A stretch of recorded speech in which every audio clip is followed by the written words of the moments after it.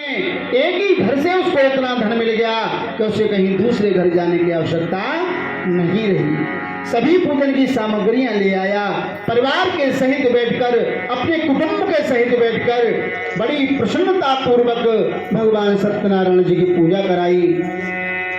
और भगवान की पूजा करा करके मन अत्यंत प्रसन्न हो गया। अब तो निश्चय मन में यही कर लिया कि मैं नित्य भगवान की पूजा करूंगा, नित्य भगवान की सेवा में रहूंगा। और तुलसीदास जी महाराज कहते हैं रामचरितमानस में कि अब प्रभु कृपा करो जी भांति, सब तज भजन करहूं दिन राति। बोलिए सत्यनारायण भगवान की जय।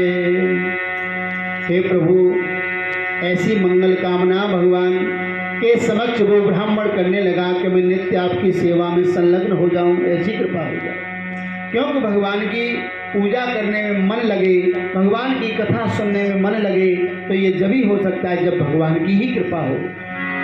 अन्यथा भगवान की पूजा करने में, भगवान की कथा सुनने में मन नहीं लगता है।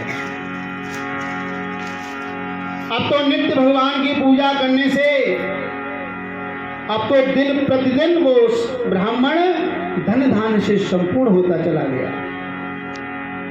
संसार भर में नाम यश कीर्ति विख्यात होने लगी, अपने नाम से जाने जाने लगा। एक दिन अपने घर में बैठ करके भगवान सत्यनारायण जी की पूजा ही कर रहा था।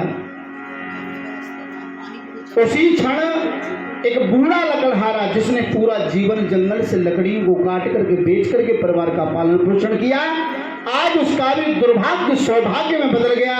लकड़ियों का गट्ठर सर पे रखा हुआ था, जा रहा था अपने नगर के लिए, लेकिन रास्ता भ्रमित होकर के ब्राह्मण के दरवाजे पर पहुंचा। प्यास लगने लगी, पानी की तलाश करने के लिए लकड़ियों का गट्ठर उतार करके नीचे रख दिया दरवाजे पर, और अंदर ब्राह्मण को पूजन करते हुए देखा। जाकर के दंडवत प्रणाम किया और हाथ जोड़ करके पूछा कि हे विप्रदेवता, कृपा करके मुझे बताइए, आप इतनी श्रद्धा भक्ति के साथ ये किसका पूजन कर रहे हैं और उसको करने से क्या फल प्राप्त होता है। तो शतानंद ब्राह्मण कहने लगा कि हे लकड़हारे, ये सभी मन की इच्छाओं को पूर्ण करने वाले श्री सत्यनारायण जी भगवान हैं। आज भगवान की कृपा से, भगवान की माया से मैं धन धान्य से संपूर्ण हो गया, अन्यथा इस संसार में मेरे बराबर कोई निर्धन गरीब नहीं था। और जब से मैंने भगवान की शरण ली है, उस समय से मेरे बराबर कोई धनवान भी नहीं है।